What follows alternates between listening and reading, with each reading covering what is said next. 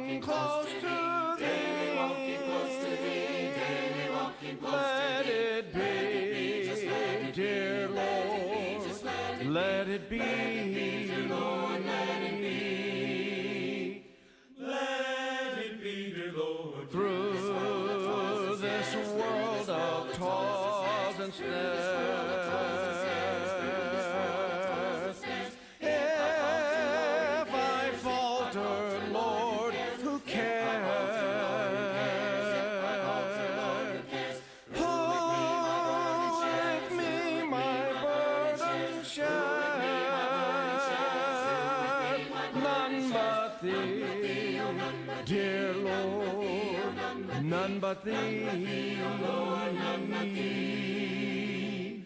None but thee, O Lord. When my feeble life is o'er, time for me will be no more. Guide me gently, safely, to thy kingdom shore, to thy shore.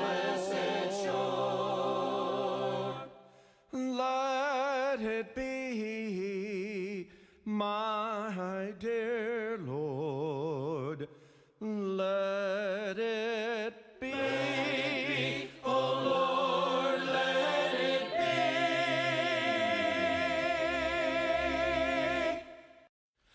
On a hill far away stood an old rugged cross, the emblem of suffering and shame.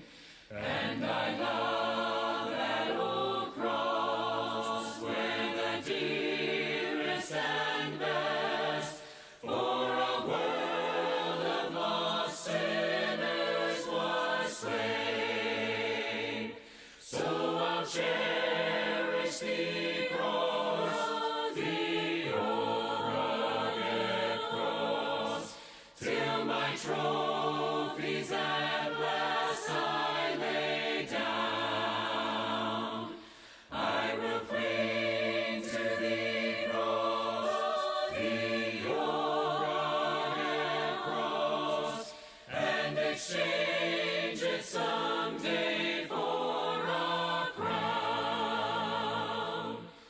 Oh, that old rugged cross, so despised by the world, has a wondrous attraction for me.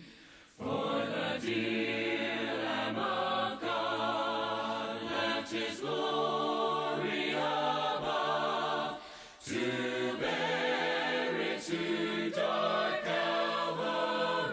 Calvary. So I'll cherish the cross, the old rugged cross, till my trophies at last I lay down. I will cling to the cross, the old rugged cross, and exchange it someday for a crown. To that old rugged cross I will ever be true, its shame and reproach gladly bear. Then he'll call me someday to my home far away, where his glory forever I'll share.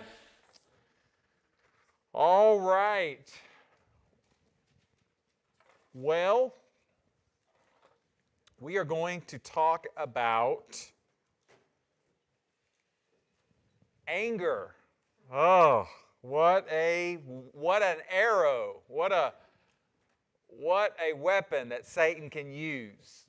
may be one of the more difficult, one that we all just can struggle with some degree or another.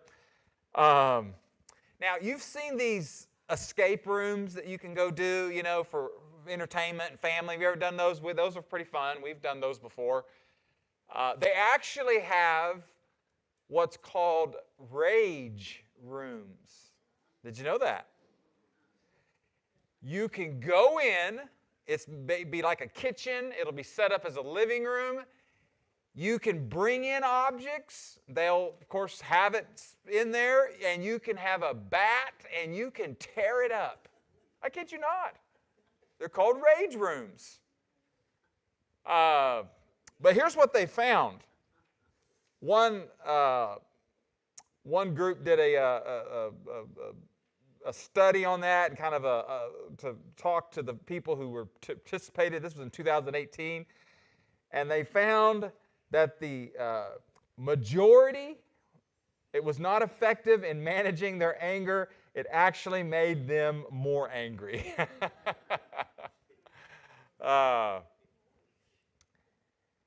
Anger, there's never the payoff. It's just not there. Yet we think it is. We think it will be, right? We think if we fester and harbor and hold on to that or lash out with that, we think it will pay off, but the reality is it never does. It just holds us captive. It just makes us prisoner. It makes us miserable. It contaminates everything. And so anger is one of those real strong weapons that Satan is going to use against us. And so, when you think about anger, of course, look over at Ephesians 4. We're going to kind of be in this passage quite a bit tonight. What is it? What is anger? When you think about it, why do we have it? What causes it? What's been something that you've... A lack of peace. Okay. What else? Frustration. Yeah. What else? Loss of control. Yeah, we lose control of something, and that, we're afraid, right? It doesn't have to be, we're going to mention that, it doesn't have to be a bad intentions. That is, we're not going in to be bad people, right? Anger can be something that is a good thing. We'll mention that in just a second. And so there you can have a mismanagement or a misappropriation or a, however you want to call it, of anger. Because anger itself is not a sin, and we're going to see that here in just a second with what a familiar verse. What else do you think about anger and what it is and the cause and kind of, again, it doesn't have to just be a sinful reason. If someone's done you wrong or someone else you know or even don't. Yeah, injustice. Yes. You can't biblically love. Listen to me. Biblical love is going to involve that element of anger.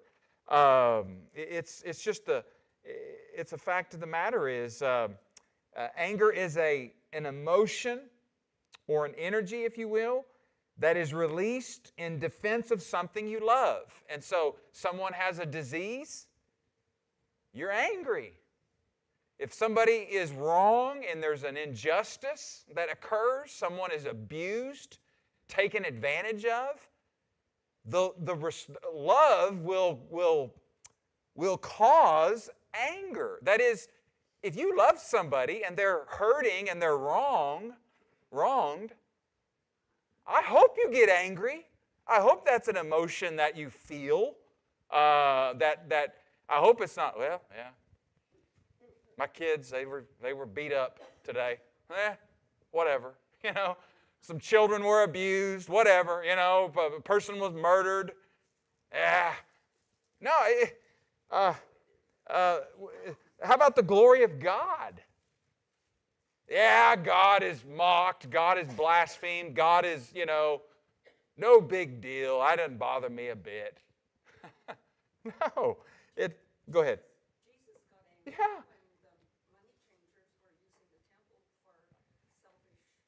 Yeah. It is a necessary part of love. Now, the problem is it can be very dangerous. Now, I've never worked or used or been around explosives. I don't know if anybody has. I'm talking about explosives. Okay.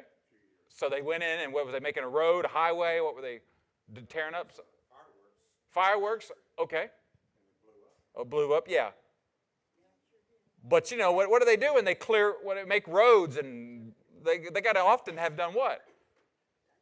They got to dynamite. What do they do to a building? Big old. What have they seen those before? They call in the right. Implosion. Yeah. Yeah.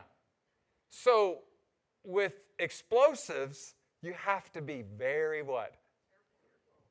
You know, you've seen those old movies where they don't realize that they're in a bunch of dynamite, and they're, you got to be very careful, right, with explosives. And I think that's what anger, it is a necessary part of love, but it is something that you have to be very careful with because it can be very dangerous if it's used or misused or not appropriate. Yeah, Rhonda? Well, I was just going to say, the thing about anger is that it's not wrong to be angry. Right. But when you become vengeful, Yeah. that's what creates even more anger. Yeah. And plus you're looking to harm somebody else Mhm. because you're vengeful. Yeah. Ron, she's got my notes tonight. She's already been peeking at my. Absolutely, it's that vengeful. And I think one guy, and Satan uses it. Let's go ahead and get into it here. I like how one person described it can be loving the wrong things or loving the right things out of proportion. The old theologians would say, matter of fact, one old theologian would say, the root of our sinfulness is disordered lives. And so it's not wrong to value your name or your reputation. But when you love it too much, it can become sinful in your anger because your ego, right? If someone has, you think, damaged now it's an ego issue. Again, nothing wrong with valuing your name. Nothing wrong in one sense to want to be in control of things. Ron mentioned that. But when you lose control or that control is threatened, it's easy to get angry, right? It's easy to, and so it is often the loving the right things out of proportion or loving the wrong things. And I think that's a way to think about that. Of course, here in Ephesians, let's look at Ephesians 4. And somebody read verse 26. Who's got that for us? Okay, Jeff Poe. In your anger, do not sin. Do not let the sun go down while you are still angry. Okay, so there is the verse that we think about, that this is very important. In your anger, do not sin. And so he doesn't say, don't ever have anger. Anger is bad. Anger is a sinful, negative emotion that you should never feel or have. No, that's not. As someone mentioned, 3 times in the New Testament, it states that Jesus became angry. Or it's a variation of that word. The money changers we think about, right? The word is, he became indignant. Do you know what that means? He became angry. Another time was when they forbid the children as well. It says he became indignant. He became angry and said, do not forbid the children. So we know Jesus had that emotion. But it has to be, as we said, very, very much under control because it can be dangerous. It's an emotion that can quickly, and so notice what it says here, what Jeff read. In your anger, do not sin. And then look what he says. Jeff, get verse 27. I can't remember if you got verse 27. And do not give the devil a foothold. Yeah, he said, in your anger do not sin. Don't let the sun go down while you're still angry. We're going to talk about that some more in just a minute. But he says, do not give the devil a foothold. This is a word that deals with combat. It's a word in the New Testament that would often deal as well with hand-to-hand combat. We would say wrestling. You know, my son Camden has wrestled, and he also does jiu-jitsu now. And he's trying to get me to do some of that with him. We've got upstairs. And the other night, he takes me up there, and he's like, I want to show you some stuff. He's like, now I'm going to stretch you. You got to tap me. You have to tap, or I'll break your arm, Dad, you know. And he's serious. He's like, I don't want to break your arm. You won't be able to preach Sunday or something, you know. But he's, I mean, they can get your arms and your legs, and they can get it twisted, and they can, that's the idea. They can get a leg lock. They get you to the ground. Wrestlers, grapplers. And that's what the devil wants to do. He wants to trap you. He wants to get you in a foothold. He wants to put you in a move, and you ain't going to be able to what? You ain't going to be able to get out. The only way to get out, like Camden said, was, Dad, you got to tap, or I'm going to break your arm or something. And that's what the devil is. He wants to do that. And so he wants us to be controlled by anger. He wants us, of course, to exercise that anger in a real way. You know, people think about spiritual warfare. They think about, you know, I don't know. You have people on the street. It's like, you know, they think there's too many horror movies and demons and exorcisms. And no, this is spiritual warfare. That stuff in Hollywood and all that. This is what it looks like. The devil wants to put a foothold. He wants to trap you. And I mean, we know what anger does to our health. We know it does to churches. We know it does to relationships. And so it's a real tough. Okay, a couple of things here about getting a grip on our anger. And I think they're kind of in principle all out of Ephesians 4, so I kind of want to stay a little bit here in Ephesians 4 for the most part. I think one of the first things to do when we talk about anger in this regard, how do I get a handle on it? How do I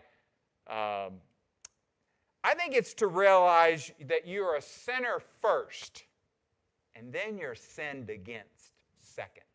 Why is that important? To recognize, to remember, to keep that in mind, that you're a sinner first, and then you're sinned against second. And of course, he's going to go on to say, look down here in Ephesians 4, keep reading. Down in verse 29, 30, he's going to say, get rid of some of this stuff that we're, unwholesome talk, your words, don't tear up others, don't grieve the Holy Spirit. Get rid of all bitterness, rage, anger, brawling, slander, along with every form of malice. Be kind, compassionate to one another. Here we go. Forgiving each other as what? Just, wait a minute. What's he saying there? What am I? I've been forgiven. So I need to cultivate and think compassion and forgiveness and kindness, because how often have I wronged God? How long have I wronged other people? Yeah, it keeps us humble. It doesn't minimize, it doesn't dismiss what someone's done against us or wronged us. We're not talking about that. We got to deal with that in just a second.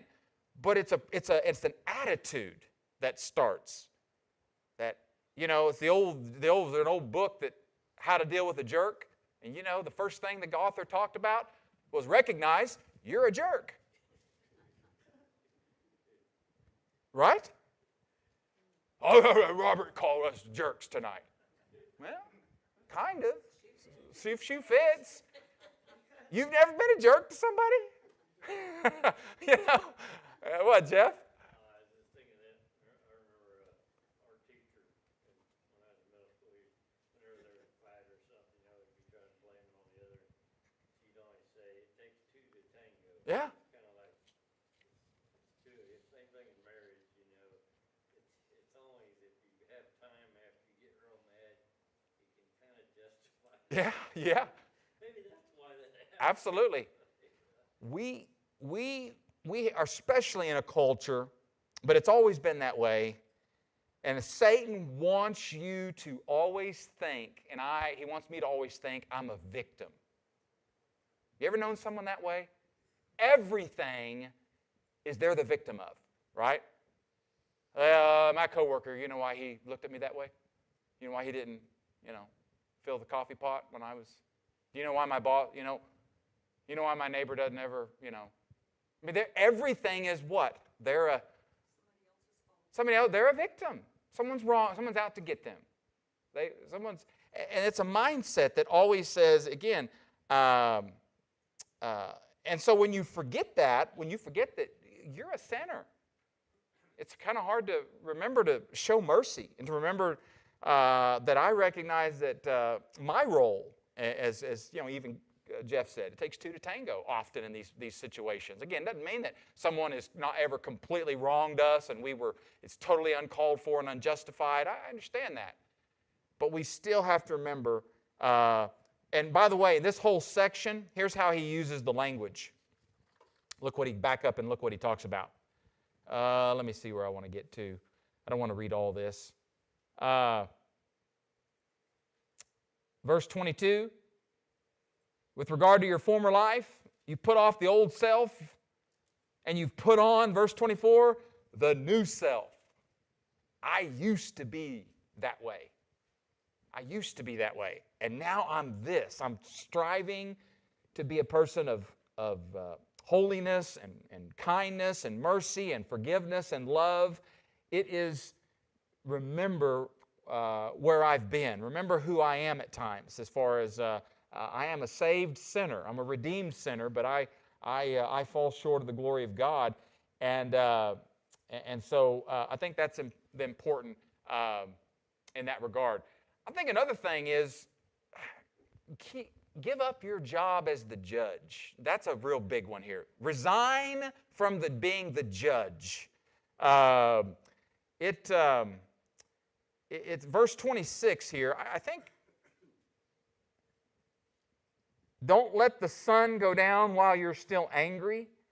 And I don't think it's just, I used to always think this verse was talking about just resolve it. I don't think that's what he's necessarily only saying. I think he's saying to let it go. Listen to one person describe this. He used this is what he said. He said, we are very bad judges, and we forget that God is a very good judge. You see, you can have, someone mentioned peace, right? You can have some peace when you go to bed at night, even if you've been wronged, by saying, I'm not a good judge. I don't, I may want to punch him. I may want to drive over there. And I'm no good in that department as far as judgment and accounting and being, keeping things accountable in life. But God is the perfect judge. He will deal with this. And I think that's a part of this, be at peace with that. God will judge. He will take care of this. And I think that's also finding peace with this as well. Somebody said as well, the scoreboard is in heaven, not on the earth. Now, I think one time our kids were in a Y League when they were real little. And the game started, and I was like, it may have been soccer. And I was like, hey, they just scored, but there's nothing that says. They said, well, we don't keep score. You don't what? I remember Maggie was probably like, hey, it's okay, honey, just, what do you mean you don't keep score? I probably said something real Christian-like. That's the stupidest thing I've ever heard. Who did that? Then there's probably the guy in charge of the league. We think it's best not to, and they're this little. And I remember just stuff like that I just couldn't imagine. You've got to keep score, right? That's just who we are. But we forget that, as the writer said, The scoreboard is in heaven, isn't it? He's got it. And then again, what will that bring us? Some peace knowing that what? They ain't getting away with. They're not getting away with anything. And they actually didn't get away with anything because Jesus came and carried their sins, my sins, when He died. And so either they will be forgiven of those sins through their turning to Jesus, or they will suffer eternal judgment by the hands of a righteous God in that as well one day. And so it's to let go of that and remember I'm a sinner, then I'm sinned against, and my role as the judge, I've got to let it go. It's just it's real hard, and this is so easy to say, or at least talk about, so hard to do. Believe me, you're not talking to someone who hasn't lived in a glass house for 24 years. Hello, preachers, ministers, elders. We live in glass houses. Everybody sees us. Everybody can judge us. I've been there. I've had to, this lady back here has had to bite her tongue a few times. You don't think anybody's ever given her advice about, you ought to do this with your kids. You ought to, we've been there before. It's tough, when you feel wronged or you feel someone has said something or done something. And there's an appropriate way to deal with that, and we'll mention that here in just a second. But when you need to confront, but sometimes it's best just let it go. Remember, I've wronged people too. I'm first a sinner, and God is the one who will account for all this and settle that.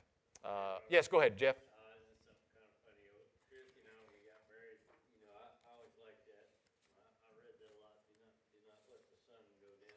Right. It's funny to this day. But Christy and I made a rule. We would never be apart at night. I mean, no matter how big a fight, we don't resolve it. And we have for 31 years. We've never just one of us go somewhere and it not get resolved. A couple of times we went to bed quietly. Right. Well, and I've, But the kids, every night they get mad. I keep coming in their room until I can't sleep. Until I got it. We've had to say a few times, look, we're not going to get this resolved and get into this tonight. I'm upset, you're upset, but I love you. And we're going to figure this out. And that's sometimes about the best you can do.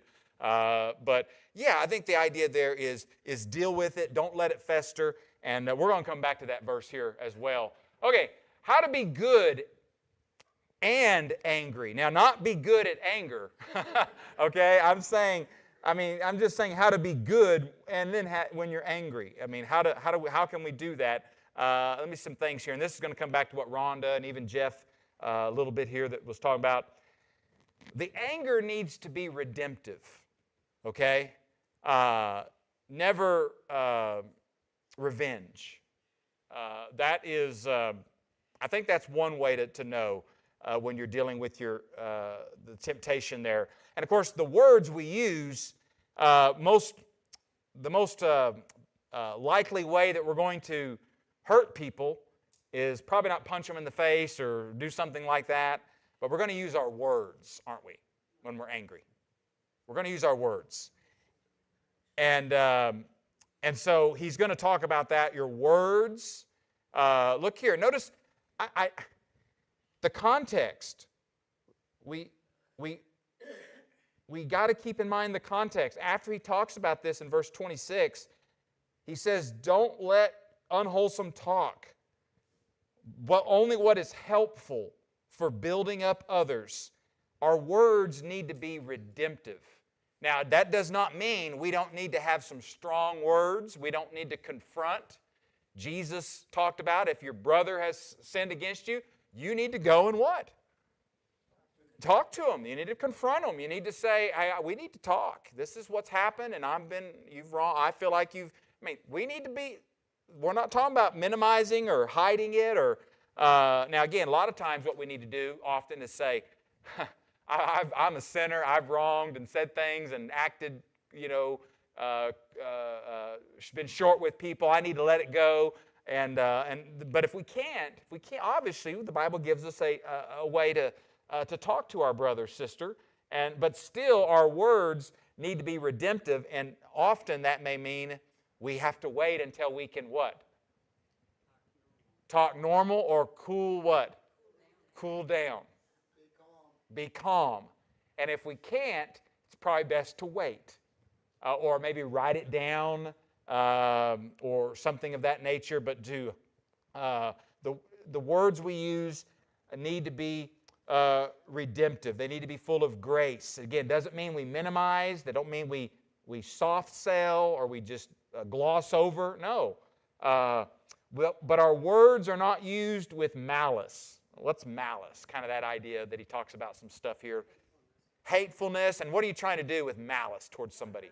You want to hurt them. You want to be vindictive. You want to get them. You want them to hurt. And you want to do that with your words and when you're this way. And he says, no, our words don't need to be used that way. Our words need to be used to restore. Did you guys, there was this car that came out, I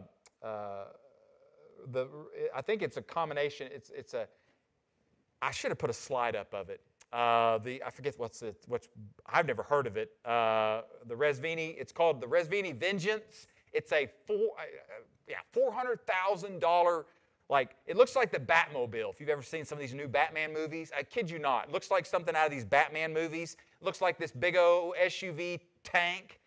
And I kid you not.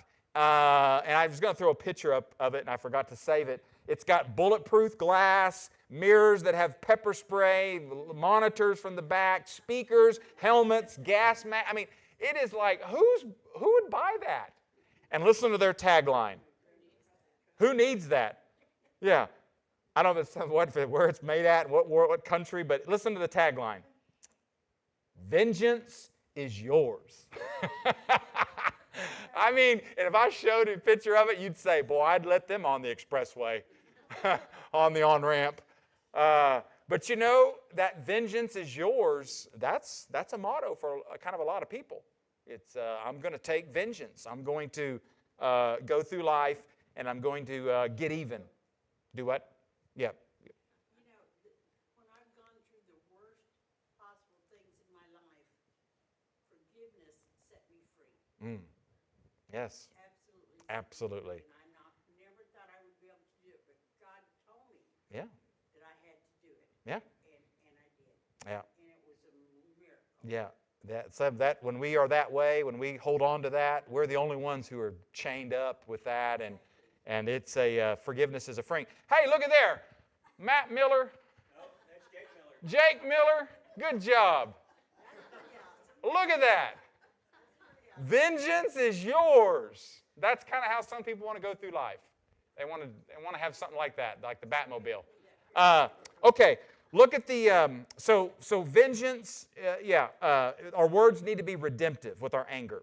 And then he says, notice this one here. Your anger needs to be passing, not permanent. This is kind of what Jeff again read. He says, in your anger do not sin. Do not let the sun go down while you are still angry. And then he says, do not give the devil a foothold.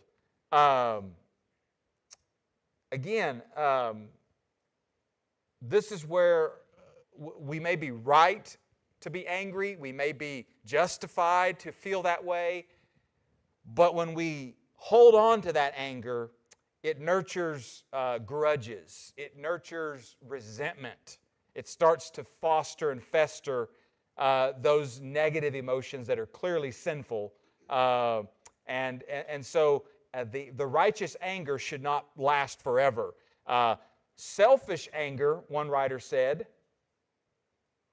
is what stays with you. You mull it over, you let it fester, you let it grow. You don't try to resolve it. That's why it says, try to get it resolved before the sun goes down. Don't try to, and sometimes what that may mean is I don't have to win the argument. It's okay if we don't agree, but we love each other. Our relationship's what's most important. And so this is what, and I think about Jesus. We've talked about Jesus a couple of times. In Matthew 21, when he drives out the money changers,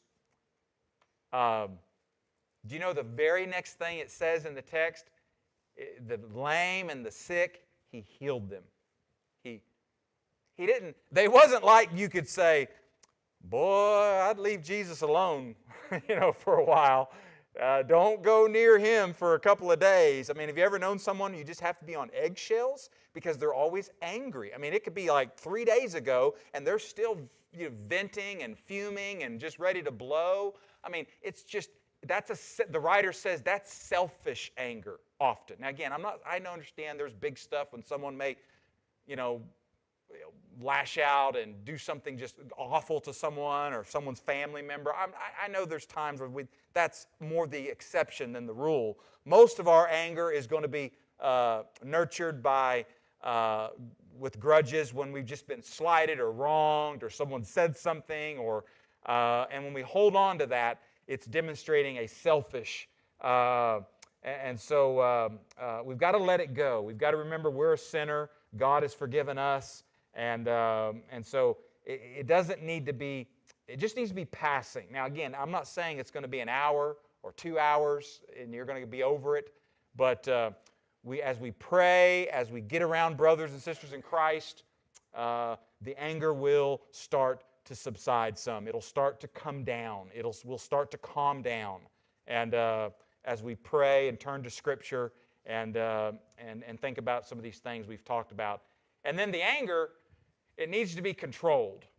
That's what these verses, when it talks about get rid of, verse 31, don't use your words for revenge. We talked about use them for redemptive, building others up. And then it says get rid of this stuff. These are these chaos, so to speak, anger, brawling, rage, malice, slander, all of these things.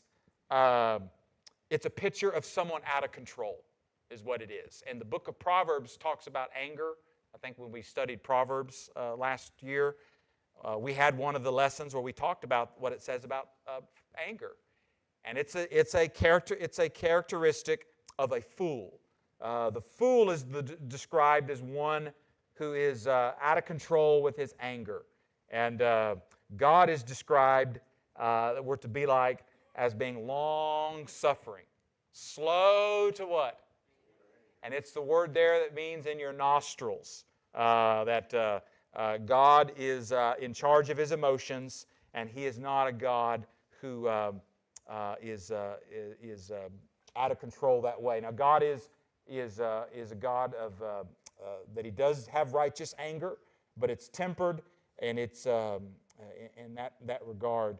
So we think about how many relationships, how many churches, brothers and sisters in Christ, have been destroyed or hurt because they got out of control with their anger, their emotions, their rage, their words. They damaged, they destroyed. They didn't use their words for redemptive purposes, even when they had to confront. And so it's a very difficult thing. I want to share with you a great story. I don't know if you saw the movie several years ago called The End of the Spear. It's a great movie, I think 2004, 2005. And it tells the story of the missionaries in Ecuador that went down to Ecuador in 1956, 1957. The Hutia Indians, there was 5 of them. Nate Saint, Roger Udarian, Ed Macaulay, and Pete Fleming. There was a book that was also, I think, called Through the Gates of Splendor. What they did was they tried to learn a little bit of the language of the Indians there in Ecuador on this kind of remote area. They dropped some gifts by airplane. They had a little airplane. That's the abandoned plane they found. They were on one side of the river, and they kind of stayed there for a few months to try to build some goodwill. But they did have some firearms with them. They were in the jungle. They had actually made a covenant that no matter what happened, they were not, if the Indians got hostile, they were not going to fire on them. However, the Indians were watching them and saw that they did have fire sticks, basically. And so there was a small group that one late in the day that charged them, that came over the river. And one of the missionaries actually grabbed the rifle. But they said, hey, we're not going to attack back. We're not going to fire back. And the Indians, they just kept coming.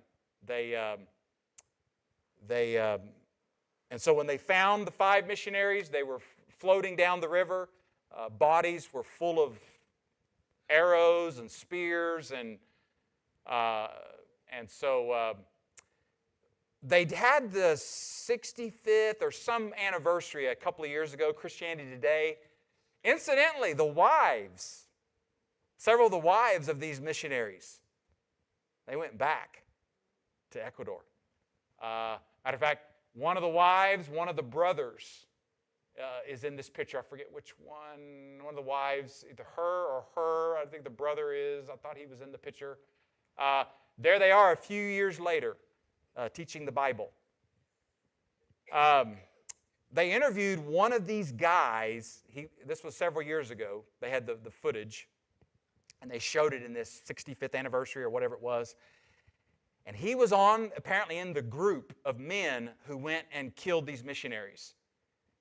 And they were asking him, like, how do you go from doing that to eventually being converted to what these guys were coming to preach? And they said, we couldn't get over. He said, I couldn't get over, basically, that they had those weapons. They had those rifles. They had those guns. And they didn't shoot, is what he said. They didn't shoot. I think our culture, one of the most powerful things maybe we can do right now, and as a church and as Christians, is to have a loaded gun, so to speak. Okay, I'm using a little bit figurative language now, but maybe literal, I guess. I'm not against that if you want to, but have firearm and all that. But what I'm saying is, kind of figuratively, is to have a loaded gun and not shoot. What's our culture right now? It's shoot. It is just, I dare you to say something out in public on social. Just try it. Just get on the Manford community page right now on some of the stuff that we've seen in the news the last troubling 24 hours in our community with a law enforcement officer. You just get on there and read some of the comments. I dare you. And people can make a good comment like, hey, I think we need to pray, or we need to be careful, make sure we know the fact. People they'll just come at you. And they will just, guns blazing, they will crucify, tear you down. We are in an angry culture right now, aren't we? Do you know what I'm saying? You just drive around in Tulsa. If you haven't in a while, just come drive around in Tulsa. They'll kill you. Some of them will, won't they? I didn't see someone the other day, and it was like he pulled up, and he was like ready to fight me. I would thought and you know what my first instinct was? I'll tell you, buddy, let's pull over. I'll just be honest with you. I'm not a weakling here. Look at me. I'm not super weak. My first reaction almost was, then let's pull over, buddy. Next time start videoing, I want to see that. Yeah. And let me tell you something. I'm confident in my ability. Huh? I'm confident in my ability. Get me angry. Mom, I had a couple of brothers, right? I know how to scrap. I got a 17-year-old boy that says, I'll break your arm, Dad, if you don't tap out. I know how to scrap. My first thought was, then, buddy, let's pull over and fight. But golly, you just get caught up in anger all the time. It's just all around us. We have loaded guns, so to speak. And I think what those missionaries can teach us is don't fire. Because you know what it did? It converted a bunch of people who said, we murdered them, and I couldn't get over that they didn't shoot.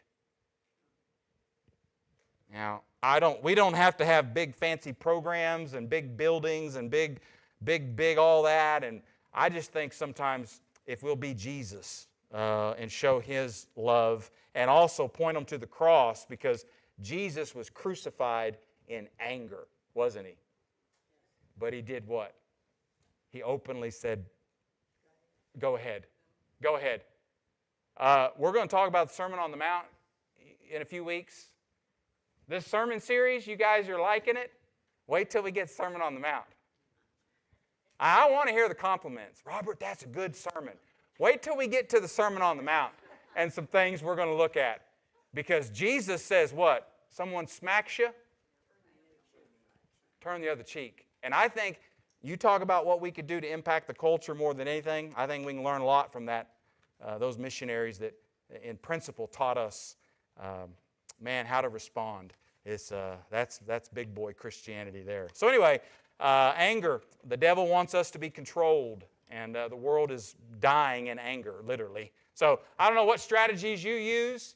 Hopefully some of this has helped you tonight. All right. Thanks for being here.